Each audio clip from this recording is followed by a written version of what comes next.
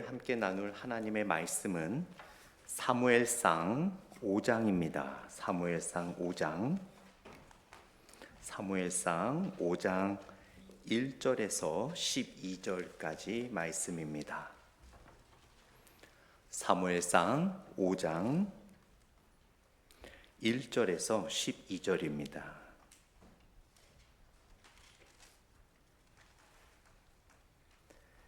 구약 415페이지 정도가 될 것 같습니다. 구약 415페이지 사무엘상 5장 1절에서 12절. 제가 1절 읽고 여러분들이 2절 읽으시면서 같이 교독하도록 하겠습니다. 제가 먼저 1절 읽습니다. 블레셋 사람들이 하나님의 궤를 빼앗아 가지고 에베네셀에서부터 아스돗에 이르니라.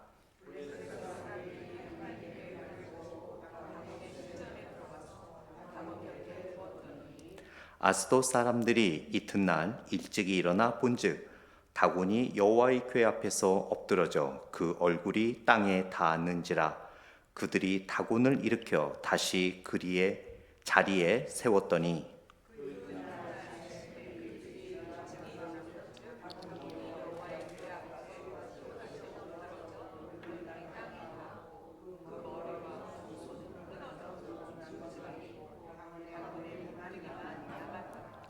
그러므로 다곤이 제사장들이나 다곤이 신전에 들어가는 자는 오늘까지 아스돗에 있는 다곤의 문지방을 밟지 아니하더라.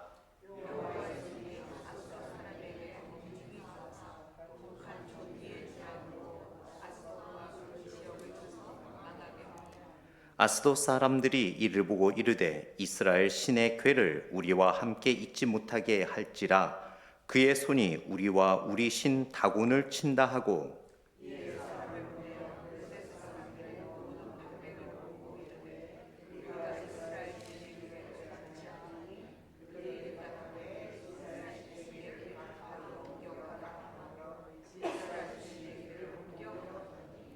그것을 옮겨간 후에 여호와의 손이 심히 큰 환난을 그 성읍에 더하사 성읍 사람들의 작은 자와 큰 자를 다 쳐서 독한 종기가 나게 하신지라.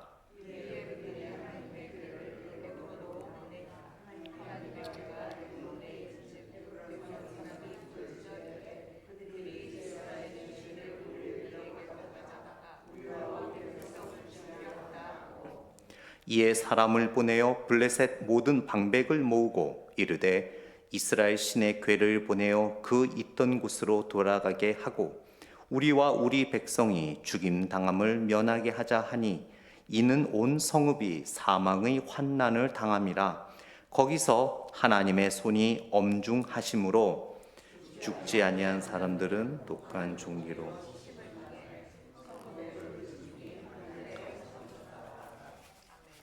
아멘. 우리 잠시 기도하겠습니다. 하나님 아버지, 오늘 말씀을 통하여 또 하나님 앞에 나아가며 또 하나님께서 우리에게 가르치시고자 하는 부분, 또 고치시고자 하는 부분들을 고침받게 하여 주시고 깨달을 수 있도록 인도하여 주시옵소서. 누군가에게 주시는 말씀이 아니라 나에게 주시는 말씀을 믿으며 오늘 참 평안과 위로함과 치유함을 얻는 시간 되게 하여 주옵소서. 예수님 이름으로 기도드렸습니다. 아멘. 지난주의 말씀을 통해서 쭉 봤을 때 드디어 전쟁이 끝나지 않았습니까? 그런데 결국 너무 영화로 본다면 너무나 안타까운 전쟁이었죠. 결국 이스라엘 백성들이 패하고 마는 그런 전쟁의 모습이었습니다. 그래서 4장 22절 마지막 절이 끝나는 것은 또 이르기를 하나님의 궤를 빼앗겼으므로 영광이 이스라엘에서 떠났다 하였더라. 이 5장을 이어가는 마지막 4장 22절을 보게 되면 하나님의 영광이 떠났다. 결국 더 이상 이제는 하나님의 영광을 볼 수 없는, 또한 하나님의 백성들이 하나님의 영광을 경험할 수 없는 그러한 사태가 벌어지는 거 아닌가라는 생각을 가질 수 있겠지만, 우리가 5장 말씀을 읽었던 것처럼 하나님의 영광과 역사와 은혜와 능력은 계속해서 나타나고 있던 것을 보게 됩니다. 1절과 2절 말씀에 보게 되면 1절에 블레셋 사람들이 하나님의 궤를 빼앗았지요. 그래서 그 궤를 어떻게 했습니까? 에베네셀에서부터 아스돗으로 가져가게 됩니다. 이 블레셋 사람들이 하나님의 궤를 아스돗에 가져가서 어디에 두었습니까? 2절에 보니까 다곤의 신전에 들어가서 다곤 곁에 두었다라고 이야기를 합니다. 여러분, 인어공주 혹시 아십니까? 인어공주가 어떻게 생겼습니까? 하체는 물고기, 상체는 아름다운 여인의 모습이죠. 그런데 다곤신은요, 쉽게 표현하면 인어 왕자라고 생각하시면 돼요. 이 다곤신은 하체는 물고기입니다. 그리고 상체는 강한 용사의 모습이었어요. 그래서 이 다곤신은 우리가 잘 알고 있는 바알신, 많이 들어보셨죠? 바알신의 아버지격이다라고 사람들이 생각하고 있었어요. 그래서 농사가 잘 되고 풍요하기 위해서는 이 다곤신을 잘 섬겨야 된다라고 했기 때문에 여러 신들이 많았는데 이 당시에 이방인들에게 다곤신은 어느 신보다도 훌륭하고 그들에게 있어서 너무나 중요한 신이었습니다. 그래서 우상을 세웠을 때도 좀 민망한 모습이죠. 아래는 그 물고기, 그리고 상체는 아주 건장한 남자의 모습, 소위 인어 왕자라고 하면 쉽게 이해하시겠죠. 그런 모습의 그 우상을 세워놓고 그 옆에다가 하나님의 법궤를 갖다가 놓았습니다. 이 당시에 문화가 있었는데요, 그 이방 나라들끼리 전쟁을 하지 않습니까? 그러면 그 이방 나라들이 어떨 때는 같은 우상을 섬기기도 하지만 대체로 자신들이 더 주로 섬기는 우상들이 있었어요. 그래서 A라는 나라가, 이방 나라가 B라는 나라를 점령해서 전투를 해서 이기면 B 나라의 우상을 가져다가 A 나라의 우상 옆에다가 세워놓습니다. 그것은 뭐냐면 우리의 신이 너희의 신을 이겼다.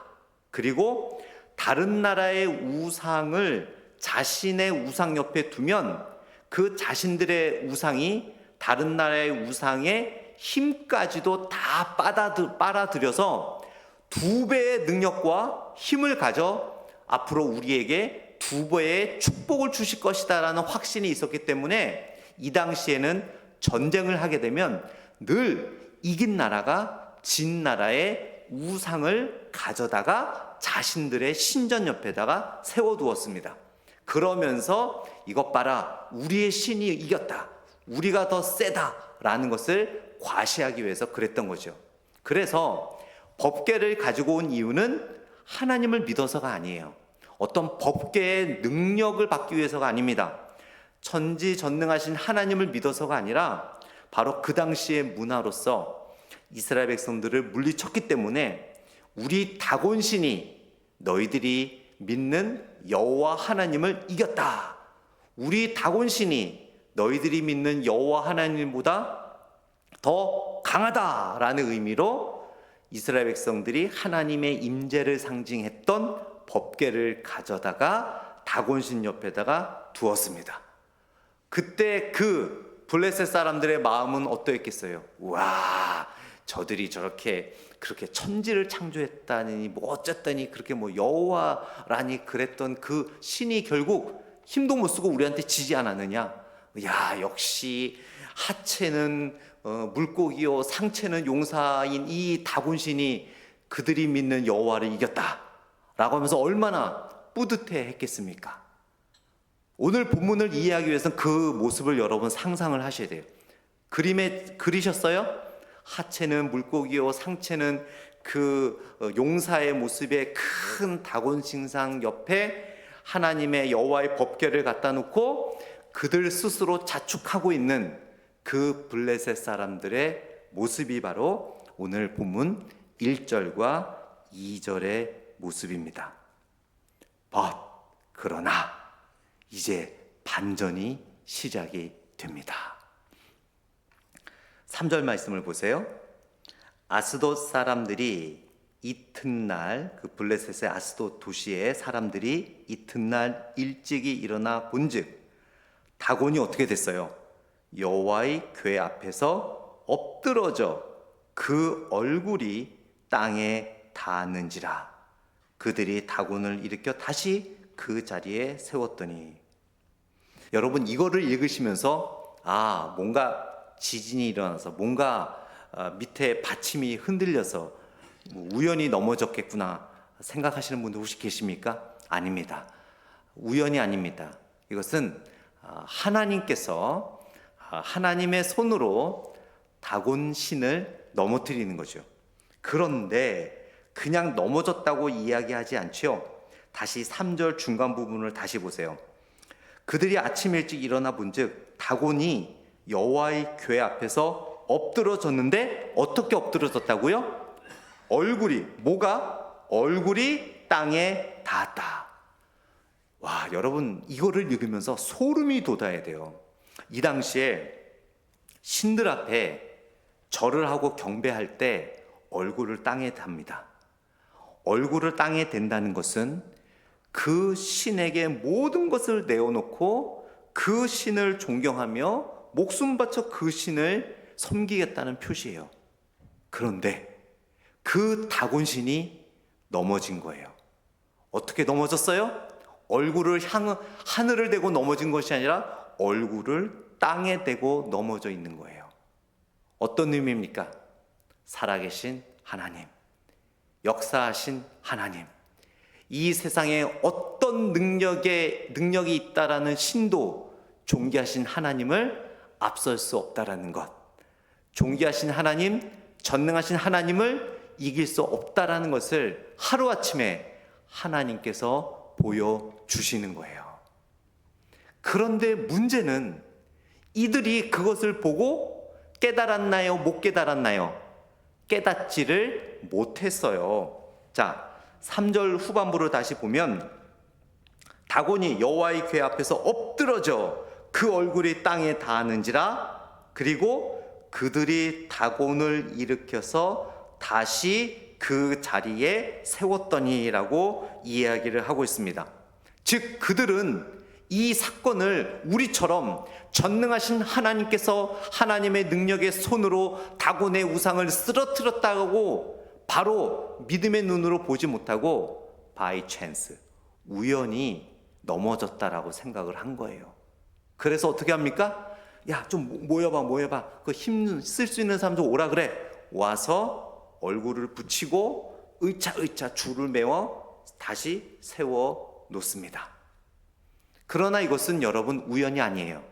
성경 전체를 보게 되면, 또 5장 전체를 보게 되면 이것은 우연이 아니라 하나님께서 블레셋 사람들을 향하여 참된 신이 누구인가, 참된 능력의 신이 누구인가를 하나님께서 메시지를 보여주시는 것임에도 불구하고 그들은 우연이라고 생각하고 이것을 아무렇지 않게 넘어가는 모습이 됩니다. 결국 이것은 이 블레셋 사람들이 자기 과신을 한 거죠. 자신들을 너무 믿은 거죠. 그래서 이 상황을 바르게 이해하지 않고 자신의 생각, 자신의 판단, 이 상황을 그저 합리화시키는 거죠. 이것은 그 이스라엘의 여호와 하나님께서 무너뜨리는 것이 아니라 우연히 넘어진 것이다라고 자신들을 합리화시킨 것입니다. 레온 페스팅거라는 사람이 재밌는 말을 했어요. 그 레온 페스팅거가 그 인지 부조화라는 말을 했거든요. 인지 부조화라는 것은 뭐냐면 어떤 현상이 있는데 이것을 솔직하게 인식하고 해석하지 않고 자기가 편한 대로 그것을 바라보면서 이거 아무것도 아니야, 그냥 우연히 이렇게 된 거야 라고 생각하는 것이 바로 페스팅거가 말하는 인지 부조화예요. 그러니까 예를 들어 이런 거죠. 여러분은 그런 분이 안 계시니까 이제 흡연을 하시는 분이 있다고 쳐요. 이제 흡연을 하는데 몸이 자꾸 안 좋아지는 것 같아요. 그런데 흡연을 계속 하고 싶거든요. 그리고 주위에서는 그 금연을 하라고 해도 듣고 싶지 않고. 근데 몸이 나빠지는 것은 어떤 몸이 나빠지는 징조로 솔직하게 보는 것이 아니라 그냥 그럴 수 있다라는 거죠. 흡연을 해서 몸이 나빠지는 것보다 흡연을 안 하고 스트레스를 그냥 받아서 나빠지는 게 더 나빠. 그러니까 나는 몸이 조금 나빠지더라도 흡연을 할 거야. 그래서 스트레스를 없애는 게 나아. 바로 이것이 인지부조화죠. 그 현상을 그대로 해석하려고 하지 않고 자기 자신의 합리화를 통해 자기가 옳다라고 자꾸 믿게 만드는 거예요. 그러면서 담배를 계속 피게 되고, 그러면서 우리 할아버지도 흡연을 하셨는데 100세 가까이 사시다 돌아가셨어. 그러니까 나도 흡연을 하더라도 100세까지는 살 수 있어 라고 자기 자신을 꾸준하게 합리화시키는 모습. 그러면서 결국 피폐해져가는 자신의 모습을 돌보지 못하는 모습이 바로 오늘 본문에 나오는 그 블레셋 사람들의 모습이었다는 것을 보게 됩니다. 여러분, 하나님께서는 믿는 자들에게 어떤 일을 역사하실 때 우연이라는 게 없습니다. 그래서 물론 아무렇지도 않은 그 미닝이 없는 아무런 의미가 없는 일들도 있겠지만 많은 일들은 하나님께서 우리들에게 메시지를 주시고자 하는 그런 일들이 또한 있음을 우리가 기억해야 될 것입니다.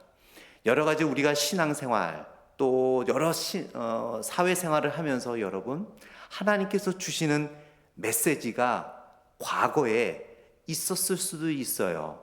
아니면 지금 있을 수도 있습니다. 그것을 우리는 우리 자신을 과신하며 하나님의 메시지를 무시하고 우리의 뜻과 내 자신의 해석을 과신하며 하나님의 메시지를 우리가 무시하고 있지 않는지 한번 되돌아봐야 될 줄 믿습니다. 이들이 다곤 신이 무너진 상황을 보고 와, 그렇게 믿었던 우리의 신이 무너졌다. 이스라엘이 믿었던 이 법궤가 상징하는 여호와가 진짜 신이다라고 회개를 하고 그들이 무릎 꿇고 하나님 앞으로 나아갔다면 뒤에 나오는 재앙을 피했을 수도 있었을 것입니다. 그러나 그들은 우연이라고 생각을 한 거예요. 그렇게 그냥 지나가게 됩니다. 그러면서 4절에 보니까 3절 후반부에 영차 해서 야 모여봐, 이게 우연히 넘어졌는데 다시 세우자, 좀 더 튼튼하게 세우자 하고 밑에를 더 튼튼하게 해서 다시 이렇게 세워놓습니다. 그러면서 손을 털면서 아유 이제 넘어질 일은 없겠지 하고 수고했어 하고 각자 헤어지죠. 자, 그런데 그 다음날 또 어떤 일이 벌어집니까? 4절 보세요. 우리 4절 말씀 같이 읽습니다. 시작. 그 이튿날 아침에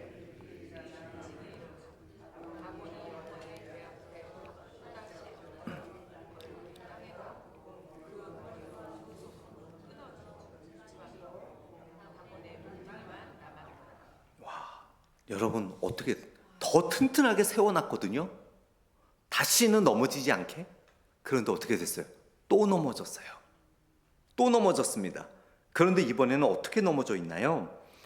그 아침에 그들이 일찍 일어나 본즉 다곤이 여호와의 궤 앞에서 또다시 엎드러져 얼굴이 땅에 닿았고, 얼굴이 옆으로 이렇게 돌아가 있는 것도 아니고 하늘을 본 것도 아니고 어제와 똑같이 얼굴이 땅에 대고 있는 거예요. 엎드러져 얼굴이 땅에 닿았고, 그런데 그 얼굴이 어제와 달라요. 머리가 어떻게 됐다고요? 머리가 끊어졌어요. 잘라졌고요. 또 두 손목이 잘라져서 문지방에 놓여져 있고 다곤의 몸뚱이만 남았다고 합니다. 그 물고기 하체와 그 용사의 상체만 남았다라고 이야기를 하는 거예요. 여기서 굉장히 중요한 진리가 있습니다. 머리와 손목이 잘린 다곤은 여호와의 희생 제물이 되었음을 상징적으로 보여주는 거예요. 이 그들이 신뢰하고 의지했고 지혜와 총명을 강구했던 다곤이 머리가 이제 잘려졌다라는 것은 더 이상 사고와 생각이 없다라는 것을 의미하는 거예요. 그 우상에게는 어떤 사고와 생각과 진리를 요구할 수 없다라는 것을 하나님이 분명하게 보여주시는 거예요. 아무리 우상을 세워놓고 비나이다 비나이다 하고 아무리 그 우상에게 제물을 드린다 하더라도 이 우상들은 죽은 우상이고 죽은 신들이기 때문에 어떠한 지혜도 얻을 수 없다라는 것을 하나님이 현대 우리들에게 오늘 말씀을 통해 가르쳐 주고 있습니다. 그 다음 손을 잃었다라고 얘기하죠. 여러분 9절을 한번 보세요. 9절 말씀에 제가 보겠습니다.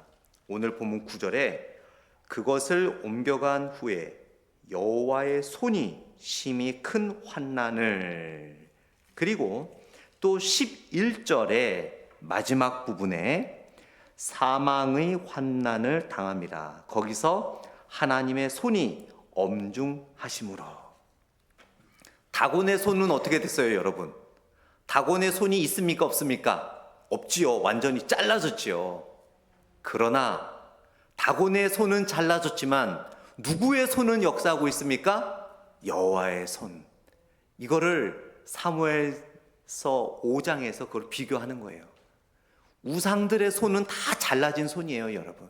아무리 큰 불상이 금불상이 있다 하더라도 그 금불상은 머리가 잘린 것이며 손이 잘린 것이에요. 어떤 우상에서도 우리는 지혜와 능력을 얻을 수가 없습니다.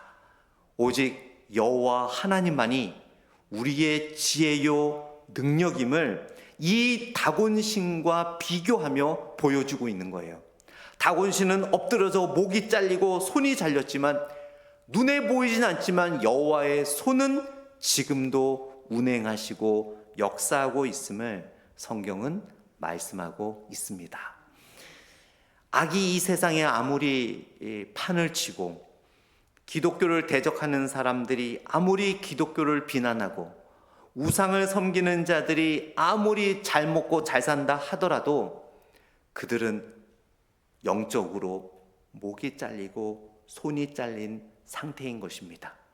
그러나 여호와 하나님을 의지하는 우리들에게는 눈에 보이진 않지만 하나님께서는 우리에게 지혜를 주시며 그 능력의 오른손으로 우리를 붙잡고 일으키고 계심을 성경은 말하고 있습니다. 그래서 이사야서 41장 10절 말씀에 두려워 말라 내가 너희와 함께함이니라 내가 나의 오른손으로 너를 붙들리라 라고 말씀하시지 않습니까? 여러분 세상이 무너져도 여러분 곁에는 여호와의 손이 있음을 기억하시기 바랍니다. 자, 그러면서 5절 말씀을 보면은요. 그러므로 다곤의 제사장들이 다곤의 신전에 들어가는 자는 오늘까지 아스돗에 있는 다곤의 문지방을 밟지 아니하더라. 참 너무 웃기지 않습니까? 아직도 못 깨달아요. 첫날에 다곤신이 넘어졌잖아요. 두 번째 날은 넘어지고 목이 잘리고 손목이 잘려고 그 잘린 손목이 문지방에 있으니까 우리의 신은 죽었다라고 깨닫지 못하고 이렇게 됐기 때문에 우리의 거룩한 존귀한 신의 손목이 문지방에 있었으므로 이제는 우리가 문지방을 밟지 말자. 신전에 들어갈 때 문지방을 밟지 말자. 왜냐하면 우리의 신의 손목이 거기에 있었기 때문이다. 그 문지방은 거룩한 장소다라고 착각 중에 착각을 한 거예요. 그래서 지금도 얼마 전까지 이러한 우상, 다곤신이 있는 신전의 문지방은요 수천 년이 지날 정도까지 그 문지방은 밟지 않고 건너가야 되는 문화가 이때부터 생겼다고 합니다. 너무나 웃기지 않습니까? 여러분, 우리 같았으면 회개하고 그 다곤신을 섬긴 것에 대한 그런 회개가 있어야 될 것인데, 우연히 넘어졌다고 끝까지 생각하며 오히려 피폐해진 그 다곤신의 손목이 있었다고 해서 그것을 거룩하게 여겨 오히려 잘못된 문화를 만들었어요. 수천 년 동안 그래서 이 블레셋의 우상의 그 신전에 들어갈 때는 어느 누구도 문지방을 밟을 수가 없었습니다. 바로 오늘 본문의 사건 때문에. 얼마나 자기 확신입니까? 정말로 제대로 하나님이 주시는 메시지를 깨닫지 못하고 자기들 나름대로 합리화를 시켜서 그러한 전통과 그러한 모습까지 만들어서 나아가는 그들의 안타까운 모습이 바로 현대의 모습이 아닌가 싶습니다. 복음을 전하고 그리스도의 십자가의 은혜를 전하고 하나님의 능력을 전하고 장차 다가올 심판을 이야기해도 세상 사람들은 눈과 귀를 다 막고 한 번뿐인 이 세상 잘 먹고 잘 살아야지, 건강할 때 벌어서 실컷 써야지, 무슨 교회를 나가 하면서 자신들의 합리화를 가지고 살아가는 현대의 모습이 바로 오늘 본문에 나오는 그 다곤신을 섬겼던 그들의 모습이었던 것을 보게 됩니다. 그러면서 결국 그들이 어떻게 되었습니까? 하나님의 개입과 하나님의 역사를 자기 방식대로 해석함으로 다시 돌아올 수 없는 강을 건너게 되는 것을 보게 돼요. 자, 그래서 그들이 더 이상 이 하나님의 법궤를 그들 안에 둘 수 없다라고 생각을 합니다. 6절 말씀을 다시 보게 되면 여호와의 손이 아스돗 사람에게 엄중히 더하사 독한 종기의 재앙으로 그 지역을 쳤다라고 이야기합니다. 하나님을 믿는 자들에게는 여호와의 손은 축복의 손이요 도움의 손이지만 여호와 하나님을 믿지 않는 자들에게는 심판의 손임을 오늘 본문을 통해 우리는 또한 알 수 있어요. 그러면서 이 8절 말씀이 여러분 기가 막혀요. 8절을 한번 읽어보겠습니다. 같이 읽어봅니다. 8절 시작. 보내어 블레셋 사람들의 모든 방백을 모으고 이르되